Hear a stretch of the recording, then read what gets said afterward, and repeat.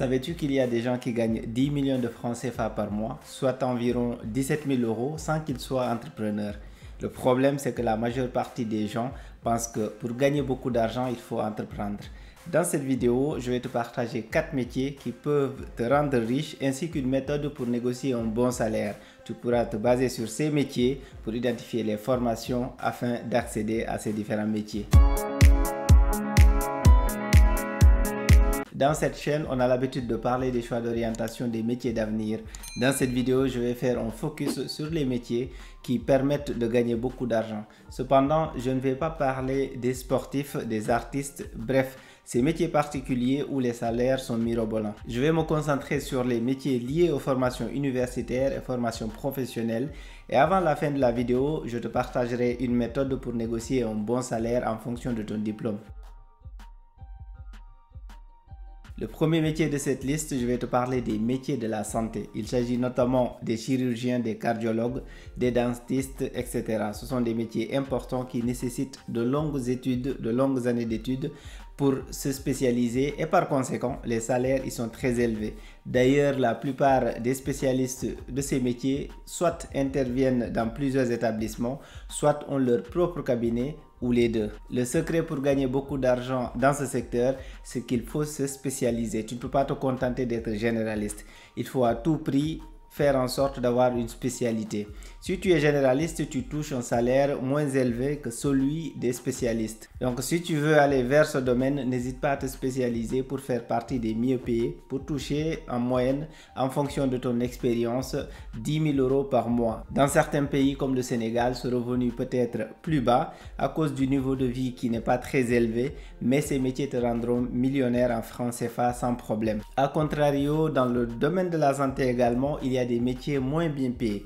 Il s'agit des infirmiers, des assistants médicaux, bref, tous les métiers en santé qui ne nécessitent pas de longues études. Cela montre clairement le chemin idéal à suivre si tu veux gagner de l'argent dans le domaine de la santé. Outre la santé, on a aussi les métiers de la finance. En effet, un poste comme celui de directeur financier, on a un salaire mensuel d'environ 6 000 euros en France ou plus. Il tourne autour de 2 millions de francs CFA au Sénégal, environ, en fonction des niveaux d'expérience et de l'entreprise, car tu ne gagnes pas forcément le même salaire en tant que directeur financier d'une PME comparé à un directeur financier qui travaille dans une multinationale par exemple. Pour devenir directeur financier, il faut de l'expérience en plus d'avoir un diplôme d'ingénieur en finance.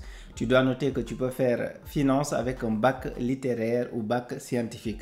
Tu dois noter aussi que tous les métiers en finance ne payent pas aussi bien que celui de directeur financier. Pour tirer ton épingle du jeu, il faut valoriser ton expérience et ton savoir-faire. Dans la troisième position de cette liste, tu as les métiers du numérique. Quand je dis métier du numérique, il s'agit de tous les métiers autour du e-commerce, du marketing et communication digitale, de chargé de projet digital, de product manager, etc. Ce domaine, non seulement il paye bien, mais aussi il recrute énormément. La preuve, c'est quand tu parcours les offres d'emploi, tu en verras énormément, tu verras énormément d'offres où ce sont ces types de profils qui sont recherchés. En début de carrière en tant que product manager, tu peux toucher environ 4 000 euros par mois et avec un peu d'expérience, tu peux aller jusqu'à 6 000 euros par mois, plus ou moins. Pour ceux qui sont au Sénégal, c'est un peu pareil, mais également en prenant en compte le niveau de vie qui est un peu plus bas par rapport à la France. Un product manager au Sénégal peut toucher entre 700 000 francs CFA jusqu'à 2 millions de francs CFA et plus par rapport à son expérience, par rapport à son niveau d'expérience et ses capacités à négocier un bon salaire. D'ailleurs, je reviendrai sur ce dernier élément, la négociation du salaire, avant la fin de cette vidéo. En quatrième position des métiers qui payent le plus, tu as les métiers de l'informatique. Cela est connu de tous. Si tu veux gagner de l'argent, travaille dans l'informatique. Peu importe le pays où tu te trouves, tu auras un salaire décent qui te permettra de vivre dignement. Parmi les métiers de l'informatique qui payent bien, il y a celui de data analyst par exemple. En français, on dit analyste de données. Comme tu le sais, aujourd'hui, les données sont au cœur des centres d'intérêt du monde. Que ce soit les entreprises, les États, tout le monde cherche à avoir plus de données pour les exploiter. Quand tu te spécialises dans ce domaine, tu peux gagner environ 10 000 euros par mois en France et en fonction de son expérience. Si tu es au Sénégal, Dans une entreprise correcte, tu peux toucher aux environs de 2,5 millions de francs CFA par mois en fonction de ton niveau d'expérience. Parmi les autres métiers de l'informatique qui peuvent bien payer ou qui payent bien, il y a celui de développeur web, celui de chef de projet informatique, de concepteur logiciel, etc. Certains de ces métiers sont accessibles aux bacheliers littéraires. C'est ça l'avantage, c'est que tu peux y accéder, que tu aies un baccalauréat littéraire ou même un baccalauréat scientifique. Maintenant que tu as le bon diplôme, comment négocier un bon salaire? Un salaire n'est pas fixe et égal pour tout le monde. Tout dépend de ta capacité à négocier. Si tu as un bac plus 5 en biologie par exemple, que tu es au Sénégal et que tu acceptes de percevoir un salaire de 150 000 francs CFA par mois, soit environ 240 €, c'est tant pis pour toi. Si tu n'as pas le courage de dire non à certaines propositions indécentes de la part des entreprises, personne ne pourra t'aider. Une entreprise, elle cherche à faire du bénéfice et à minimiser ses coûts. C'est normal qu'elle cherche à payer des salaires bas. C'est à toi de dire non, quitte à ne pas avoir cet emploi. Le jour où tous les nouveaux diplômés le comprendront et auront le courage de faire valoir leurs droits en exigeant des salaires dignes, les entreprises arrêteront d'exploiter la jeunesse. Mais comme je l'ai dit, si tu es dans cette situation, c'est à toi de réagir et non à l'État. Apprends à négocier un salaire avant de signer un contrat. Ceux qui gagnent le plus d'argent sont ceux qui n'ont pas peur de claquer la porte et de changer d'employeur. Il faut travailler, chacun a ses intérêts, l'entreprise a ses intérêts, c'est ce que tu lui apportes. Toi, l'intérêt que tu peux tirer d'une entreprise, entre autres, c'est le salaire. Tu travailles pour l'argent, tu travailles pour pouvoir nourrir ta famille. N'hésite pas à faire des demandes, à demander un niveau de salaire décent par rapport à ton expérience, par rapport au niveau de diplôme que tu as. C'est très important. Et pour négocier un bon niveau de salaire, tu ne peux pas venir faire valoir simplement ton niveau d'études. Il faut que tu puisses valoriser ton expérience. Il faut que tu apprennes à exploiter ton CV, ton propre CV, à pouvoir raconter une histoire à travers ton CV. Si tu as une expérience, il faut la valoriser. Quand tu arrives en entretien, il ne faut pas juste que tu te dises « il a vu de l'expérience sur mon CV, il a vu que j'ai un master en tel ou tel domaine, donc il va me faire une proposition parce que c'est une bonne personne ». Non, en face, tu as quelqu'un qui va tout faire pour te payer le moins possible et pour que tu travailles le plus, que tu apportes plus de choses à l'entreprise. Donc toi, ton intérêt, c'est que tu puisses te défendre. Quand ils vont te faire une proposition, toi, en connaissance de cause, tu dois déjà avoir fait des recherches. Non seulement tu dois avoir fait des recherches sur combien sont payés les gens avec ce type de diplôme, combien sont payés les gens avec ton niveau d'expérience, et si tu peux avoir des informations sur l'entreprise avec laquelle tu vas faire ton entretien, tu essaies de voir s'il y a des gens qui ont le même profil que toi, à peu près combien ils gagnent. Ce sont des données, des informations aujourd'hui que la plupart des gens partagent sur Internet. Donc si tu vas, tu te renseignes sur la société, au pire, tu appelles quelqu'un qui travaille là-bas et tu te renseignes. Comme ça, au moins, tu auras une estimation, tu auras à peu près environ combien ils vont te proposer et combien toi, tu vas demander. Ne va pas en entretien à l'aveugle. Et quand ils vont te proposer quelque chose d'indécent, ne te braque pas. Il ne faut pas réagir au premier coup. Quand ils vont te dire je te propose 200 000 alors que tu as un master plus 3 ans d'expérience, il ne faut pas réagir sur le coup. Il faut laisser la personne parler, l'observer. Ça va la mettre dans le doute, ça va déstabiliser la personne.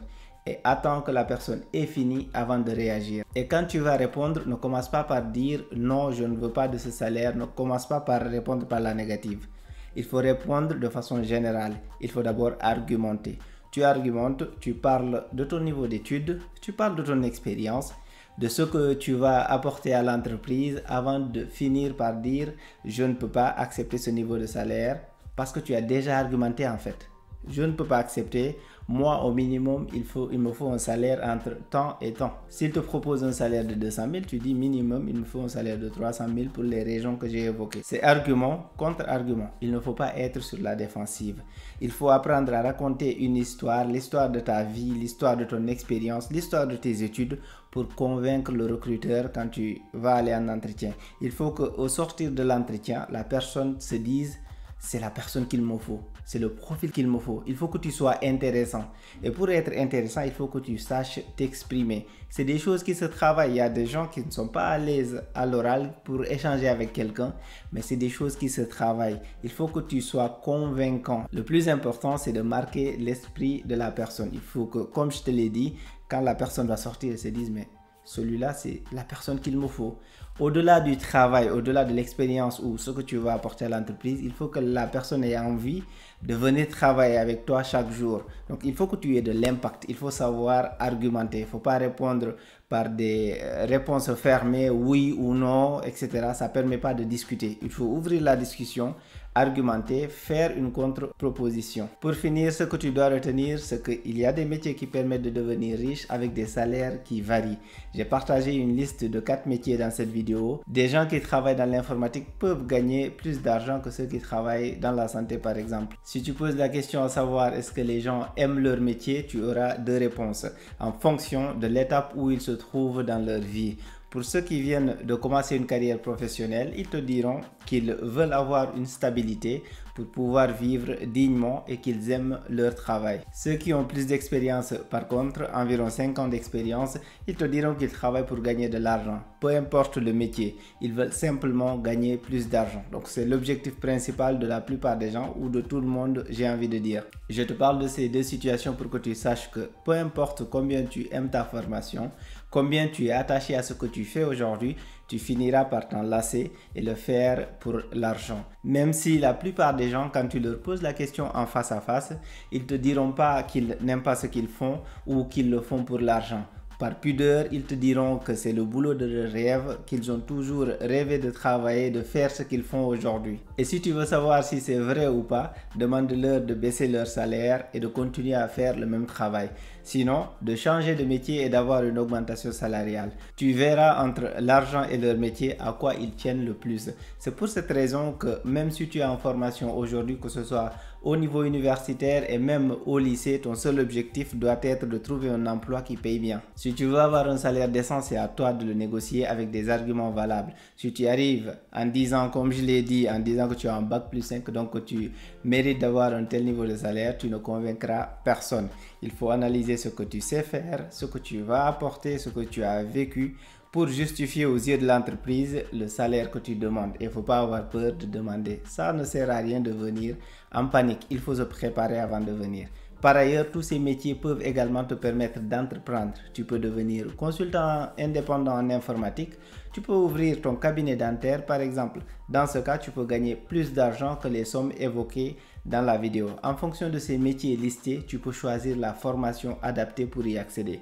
L'objectif de la vidéo, ce n'est pas de te parler des métiers, c'est plutôt de te parler des métiers pour que toi, tu puisses déduire les formations adaptées pour que tu puisses y accéder. J'espère que la vidéo t'a plu. N'oublie pas de t'abonner et de liker pour me soutenir. Merci et à très bientôt.